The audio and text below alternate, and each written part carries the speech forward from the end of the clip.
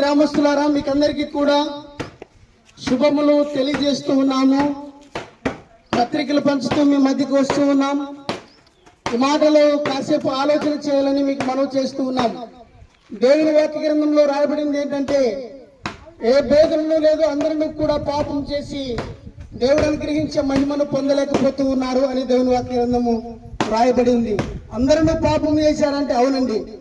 ఈ భూమి మీద బ్రతుకు ప్రతి మనిషి కూడా తప్పు చేస్తూ ఉన్నాడు, పాపం చేస్తూ ఉన్నాడు, తప్పు చేస్తూ ఉన్నాడు. కాబట్టినే మనిషి తన పాపాన్ని పోగొట్టుకోవడానికి రక్త తర్పణాన్ని అనగా పొట్టేల రక్తాన్ని, మేకల రక్తాన్ని, బర్రెల రక్తాన్ని అర్పిస్తూ ఊరు కోసం పోతుందని ఊరు కోసం బర్రెలు అర్పించడం, ఇలాంటి మరి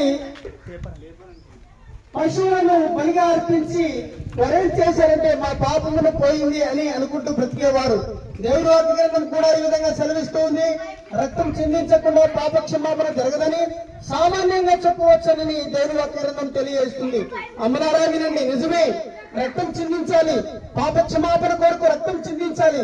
మనుషులందరి కొరకు రక్తం చిందించాలి. కాబట్టి ప్రభువైన యేసుక్రీస్తు వారు ఏం చేశారంటే, ఆయన నీ కొరకు నా కొరకు రక్తం చిందించడానికి, ప్రాణం పెట్టడానికి, నిన్ను నన్ను ఆ రక్తం ద్వారా కడిగివేయడానికి యేసుక్రీస్తు ప్రభువారు దేవుని వాక్య గ్రంథంలో రాయబడింది.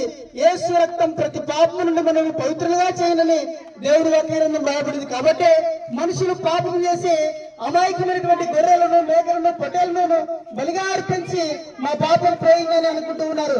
అంతకంటే శ్రేష్టమైన రక్తం, అమూల్యమైన రక్తం, పావన రక్తం, పరిశుద్ధమైన రక్తం, పరలోకము నుంచి దిగివచ్చినటువంటి రక్తం అనగా ప్రభువైన యేసుక్రీస్తు వారు పరలోకము నుంచి ఆయన దిగి రావడం జరిగింది.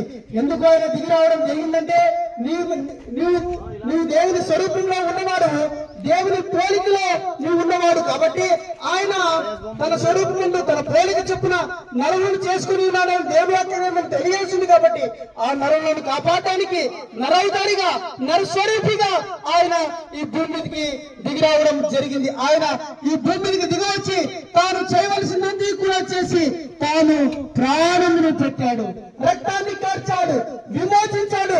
ఆ రక్తం ద్వారా ప్రజలందరినీ కూడా కడిగి వేశాడు.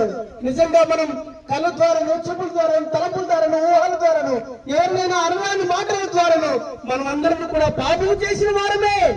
అయితే దేవుని వాక్య గ్రంథం తెలియజేస్తుంది, నువ్వు నీ పాపం ఒప్పుకునే ఎడల ఆయన నమ్మదగిన వాడు, నీ